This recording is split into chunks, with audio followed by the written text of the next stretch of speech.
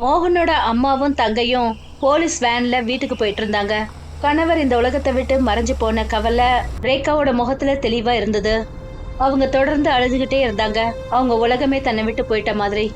எங்களை இந்த மாதிரி தவிக்க விட்டுட்டு போயிட்டீங்களே, எதுவுமே புரிய மாட்டேங்குது என்னங்க. அம்மா ப்ளீஸ் உங்களை கண்ட்ரோல் பண்ணிக்கோங்க. அப்பா எப்பவுமே சொல்லுவாரு நாம எப்பவும் உறுதியா இருக்கணும்னு. போலீஸ் இன்ஸ்பெக்டர் தேஜஸ்வினி அப்புறமா சப் இன்ஸ்பெக்டர் சுனில் பக்கத்துல உட்கார்ந்துருந்தாங்க. அவங்களால வழிய உணர முடிஞ்சது. ஆனா அவங்களோட டியூட்டியில விழிச்சுக்கிட்டு இருந்தாங்க. நாங்க இருக்கிற வரைக்கும் உங்க 2 பேருக்கும் எதுவும் ஆகாது, நீங்க தைரியமா இருங்க. ஆனா எந்த பாதியில அவங்களோட நம்பிக்கை போயிட்டு இருந்ததோ அதுல மரணம் மறைஞ்சிருந்தது. திடீர்னு இறந்து போன ஒரு காக்கா அதோட கழுத்து பகுதி மொத்தமா காணல. அவங்க போலீஸ் வேனோட விண்ட்ஷீல்ட்ல பயங்கரமா வந்து மோதுச்சு. என்ன இது? இறந்து போன காக்கா அதே விண்ட்ஷீல்ட்லயே இருந்தது. அதோட தலைப்பகுதி கொஞ்சமும் இல்ல. இது ஒன்றும் சாதாரணமான விஷயம் இல்ல, இது ஒரு எச்சரிக்கை. அப்பதான் வானத்தோட நிறம் மாற ஆரம்பிச்சது. அம்மா பாருங்க, வானம் செவந்து போயிருக்கு. ஐயோ கடவுளே, இங்க என்ன நடக்குது? வானம் ரத்தத்தை போல செவந்து போய் இருந்தது. வேனோட 2 பக்கத்துல இருக்கிற மரங்களோட எல்லா இலைகளும் மறைஞ்சு போயிடுச்சு. இது ஒண்ணும் இயற்கை கிடையாது, இது வேற என்னமோ. ஏதோ ஒன்று வரப்போகுது, எல்லாரும் கொஞ்சம் ஜாகிரதையா இருங்க. இது எல்லாமே விசித்திரமா மாறுற சமயத்துல போலீஸ் வேனோட ஒரு டயர் திடீர்னு வெடிச்சது. வேன் ஒரு பயங்கரமான அதிர்வோட ரோட் சைடு ஓரத்துல போய் நின்னுச்சு. எல்லாரும் ஆடி போயிட்டாங்க. பயம் எல்லாரோட மனசுலயும் உறைஞ்சு போயிருந்தது. ஐயோ கடவுளே, இப்ப என்ன நடக்க போகுது? அம்மா ஒரு விசித்திரமான சில்னஸ் ஏற்படுது பாருங்க. அதுக்கப்புறம் ரொம்ப மோசமான விஷயம் நடந்தது. சிகப்பு புகைக்கு நடுவுல ஒரு நிழல் வெளியே வந்தது. அதே பயங்கரமான ஆத்மா பிரம்ம ராட்சஸ் அத்வைத். எங்க போய்கிட்டு இருக்க? என்ன நினைச்ச? எல்லாமே முடிஞ்சு போச்சுன்னா? அங்கே நில்லு, கிட்ட வராத. என்ன பொறுத்த வரைக்கும் நீ எதுவுமே கிடையாது. நான் முடிக்க வேண்டிய காரியத்தை முடிக்கிறதுக்காக வந்திருக்கேன். அதோட பார்வை ரேகா அப்புறம் சாரதா மேலேயே இருந்தது. ஒரு பக்கம் மரணத்தோட நிழல் போலீஸ் வேன் மேல பரவி இருந்தது. அதுவே இன்னொரு பக்கம் மோகனும் சோனமும் அந்த பழைய தாந்திரிகர் முன்னாடி நின்னுட்டு இருந்தாங்க. நம்பிக்கை அப்புறம் கோவத்துக்கு நடுவுல தடுமாறிட்டு இருந்தாங்க. இதுக்கு மேலேயும் மறைக்காதீங்க, எங்களுக்கு எல்லாத்தையும் சொல்லுங்க. அந்த அத்வைத்தை எப்படி தடுக்கிறது? அவன் என் அம்மாவையும் தங்கச்சியும் பின்தொடர்ந்து வந்துகிட்டு இருக்கான். நான் தெரிஞ்சுக்க விரும்புறேன், அவன் யாரு? அப்புறம் எங்களை எதுக்காக இப்படி எல்லாம் பண்ணிட்டு இருக்கான்? அவன் ஒரு அத்வைத், ஒரு ஆத்மா, ஒரு சமயம் மனுஷனா வாழ்ந்தவன். தாந்திரிகர் கண்ணை மூடிக்கிட்டு ஏதோ மந்திரங்களை சொன்னாரு.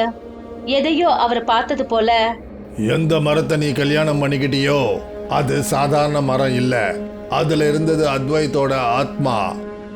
என்ன அப்படின்னா? நீ அந்த மரத்தை கல்யாணம் பண்ண போது நீ அத்வைத்தோட ஆத்மாவையும் கல்யாணம் பண்ணிக்கிட்ட. அந்த கல்யாணம் அவனை உன்னோட இணைச்சிடுச்சு. ஆனா இப்ப உனக்கு சம்பந்தமான ஆட்கள் எல்லாரையும் அவன் கொன்னுகிட்டு இருக்கான். அப்படின்னா எங்க அம்மா, என் தங்கச்சி, அப்புறம் அவன் கடைசியில அவன் உங்க 2 பேரையும் கூட முடிச்சிடுவான்.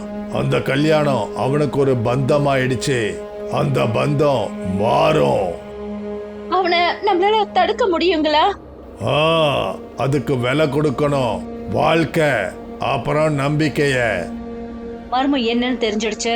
இந்த ரத்த வெறி விளையாட்டோட உண்மை என்னன்னு முதல் முறையா காட்டினாரு. உண்மையோட சுமை ரொம்ப பாரமா இருந்தது. ஆனா அதை அழுத்துறது ரொம்ப முடியாத காரியம். தாந்திரிகர் கண்ணை திறந்தாரு. அவரோட கடைசி வரதானத்தை சொன்னாரு. அப்படி அந்த அத்வைதோட ஆத்மாவுக்கு நிரந்தரமான அமைதியை கொடுக்கணும்னா சோனம் தன்னை பலி கொடுக்க வேண்டியதா இருக்கும். இல்ல, அது நடக்கவே நடக்காது.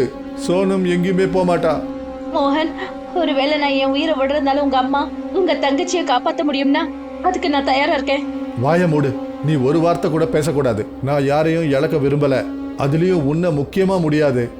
அத்வைத் வெறும் சக்தி மட்டும் இல்ல, விஸ்வரூபம் எடுத்துட்டான். அவனுடைய உறவு மேல காதல்னால இல்ல, பந்தத்தால் ஏற்பட்டது. அப்புறம் அந்த பந்தத்தை உடைக்கணும்னா பலி கொடுக்கறது தான் ஒரே வழி. ஒரு பக்கம் அத்வைத் இருந்தான், பயங்கரமா அழியாதவனா ஆத்ம பசியோட இருந்தான். இன்னொரு பக்கம் கல்யாணமான ஒரு ஜோடி ஒருத்தருக்காக ஒருத்தர் எல்லாத்தையும் இழக்கிறதுக்கு தயாரா இருக்காங்க. அப்படி பலி கொடுக்கணும்னா என்ன பலி கொடுங்க, நான் என் உயிரை கொடுக்கறேன். அவன் சோனம கல்யாணம் பண்ணிக்கிட்டான். மோகன், அவனுடைய வாக்கு அவனோட இணைஞ்சிருக்கு. உன்னுடைய பலி அவனை தொடக்கூட முடியாது. நேரம் ரொம்ப வேகமா போய்கிட்டு இருந்தது. அப்புறம் அத்வைத் தன்னோட கடைசி தாக்குதலுக்கு தயாரா இருந்தான். தாந்திரிகளோட வார்த்தைகள் காற்றுல எதிரொலிச்சுது.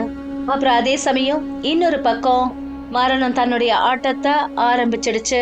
அத்வைத் தன்னுடைய உண்மையான உருவத்தை காட்டிட்டான். அவனுடைய கண்கள்ல ஒரே ஒரு உணர்வு தான் இருந்தது, பழி வாங்குதல். கடவுளே, என்ன இது? எங்களை காப்பாத்துங்க. அம்மா, சீக்கிரம் வாங்க, ஓடிடலாம். இன்ஸ்பெக்டர் தேஜஸ்வி, சுனில் ஃபயர் பண்ணாங்க. ஆனா ஒவ்வொரு புல்லட்டும் அத்வைத் குள்ள நுழைஞ்சு அவனை எதுவும் பண்ணாம வெளியே வந்துருச்சு. இவன் ஒன்னும் மனுஷன் கிடையாது. இவன் வேற என்னமோ. ஓடுங்க, எல்லாரும் ஓடிடுங்க. அப்படியே ஓடினாலும் அவங்க எங்க போவாங்க? அத்வைத் மரண வேகத்தை விட ரொம்ப வேகமா இருந்தான். அடுத்த நொடியே யாரும் நினைச்சு பார்க்கல, அதுதான் நடந்தது. அத்வைத் ஒருத்தரா அவங்க எல்லாரோட கதைகளையும் முடிச்சிட்டான். அதுக்கப்புறம் மோகன், சோனம் அப்புறம் தாந்திரிகர் வேற ஒரு வழியை தேடுறதுக்காக முயற்சி பண்ணிட்டு இருந்தாங்க. அப்பதான் ஒரு கருப்பு புகை அங்க பரவச்சு. இது என்ன நடக்குது? தாந்திரிகரே, இந்த புகை, இது அவன்தான். அப்புறம் அந்த புகைக்கு நடுவுல ஒரு நிழலை போல அந்த காற்றை கிழிச்சுக்கிட்டு முன்னாடி வந்தான். என்ன நீங்க தேடிக்கிட்டு இருந்தீங்கல்ல, இதோ நான் வந்துட்டேன்.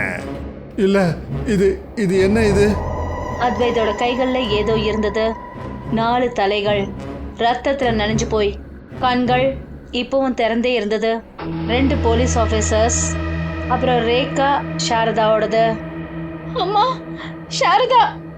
இல்ல இல்ல இல்ல. அத்வைத், நான் உன்னை கொன்னுடுவேன். என்கிட்ட இருந்து எல்லாத்தையும் பறிச்சிட்ட.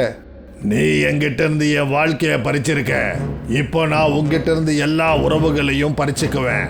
இந்த கல்யாணம் உன்னை பொறுத்த வரைக்கும் காதல், எனக்கு தண்டனை. அது பழி வாங்குதலா மாறிடுச்சு. தாந்திரிகருக்கு புரிஞ்சிடுச்சு, ஒன்னே இங்க பலி கொடுக்க வேண்டியிருக்கும், இல்லைன்னா இன்னொரு பெணம் விழும். அத்வைத் தன்னுடைய உண்மையான ரூபத்தை காட்டி 4 வெட்டப்பட்ட தலைகளை தன்னோட கைகளில் வச்சுக்கிட்டு சோனம் அப்புறம் மோகனுக்கு முன்னாடி வந்து நின்னா. பூமி நடுங்கிக்கிட்டு இருந்தது. வானத்துல இருந்து மின்னல் விழுந்துட்டு இருந்தது. நான் என்ன பலி கொடுக்கறதுக்கு தயாரா இருக்கேன். இதுக்கு மேல யாரும் ரத்தம் சிந்த வேண்டாம். இல்ல சோனம், நான் தான் சொன்னேன்ல, நான் யாரையும் இழக்க விரும்பல. இனி உங்க 2 பேருக்கிட்டையும் எந்த ஒரு வழியும் கிடையாது. கடைசியா ஒரே ஒரு வாய்ப்பு மட்டும்தான் இருக்கு. ஆனா அதே சமயம் தாந்திரிகர் தன்னுடைய கண்களை மூடினாரு. அப்புறம் பூமியில தன்னோட திருசுலத்தை வச்சாரு. ஏய் மகா காலனே, எந்த ராட்சசன் அவனுடைய வாழ்க்கை பாவங்களால அவனுடைய ஆத்மாவை அழியாம பாத்துக்கிட்டானோ, அவனை அழிக்கிறது தெய்வீக மந்திரத்தால தான் முடியும். அதை அடையறதுக்கு ஒரு விசேஷமான யாகம், ஒரு புனிதமான காதலோட வாக்கு வேணும். காதல் வாக்கா? ஆமா, அத்வைத் ஒரு திருமண பந்தத்துல இருக்கான். ஆனா அவன் திருமண தத்துவத்தை, அர்ப்பணிப்பு, பாசம் மற்றும் தியாகத்தை அவமானப்படுத்திருக்கான். இந்த பிணைப்பை ஒரு தூய அன்புனால மட்டும்தான் உடைக்க முடியும். அப்புறம் ஒரு மந்திரத்தை அப்பதான் ஜபிக்க முடியும். கணவன் மனைவி ஒன்னா ஒற்றுமையா சங்கல்பம் பண்ணணும். தயாரா இருக்கேன் உங்க கூட மோகன். நானும் என்னுடைய இறுதி மூச்சு வரைக்கும். தாந்திரிகர் 2 பேரோட கையை ஒண்ணு சேர்த்தாரு. அப்புறம் திருசுலத்துக்கிட்ட ஒரு சக்கரத்தை உருவாக்கினாரு. மந்திரத்தோட எதிரொலி காற்றுல ஒலிச்சது. இப்ப சொல்லுங்க சங்கல்ப மந்திரத்தை. நாங்க ஒருத்தருக்கு எங்களுடைய வாழ்க்கை, அன்பு அப்புறம் பலித்தியாகம் பண்றோம். அப்புறம் இந்த பாவப்பட்ட ஆத்மாவை தெய்வீக அன்பால ஓய்வு கொடுக்கிறோம். திடீர்னு திரிசூலத்தோட சக்கரம் ஒளிர் வீசுச்சு. அப்புறம் அத்வைத்தோட 4 தலைகள் அவன் கையில இருந்து கீழே விழுந்தது. இல்ல, என்ன பண்றீங்க நீங்க? இந்த வாக்கு, இந்த தூய அன்பு, இது என்ன போட்டு எரிக்குது. அத்வைத்தோட சரீரம் எரிஞ்சது. அவனுடைய உருவம் புகையா மாறி காற்றுல சிதறிச்சு. திருமணம் ஒரு பந்தம், அன்பு அப்புறம் தியாகத்தினால் ஆனது. அதை அவமானப்படுத்தும் போது அழிவு முடிவாகுது. ஆனா அதை மரியாதையோட கடைபிடிச்சோன்னா பயங்கரமான இருள் கூட கலைஞ்சு போயிடும். காலையில விடிஞ்சது. வானம் முதல் முறையா தெளிவா இருந்தது. நாம எல்லாத்தையும் அளந்துட்டோம். நீ இருக்க, அப்புறம் நம்மளுடைய அன்பு இருக்கு. எனக்கு இது மட்டும் போதும். அப்புறம் இது போலதான் ஒரு ஆத்மாவுக்கு ஓய்வு கிடைச்சது. அப்புறம் ஒரு திருமண பந்தம் இருள்ல வெற்றி அடைஞ்சது.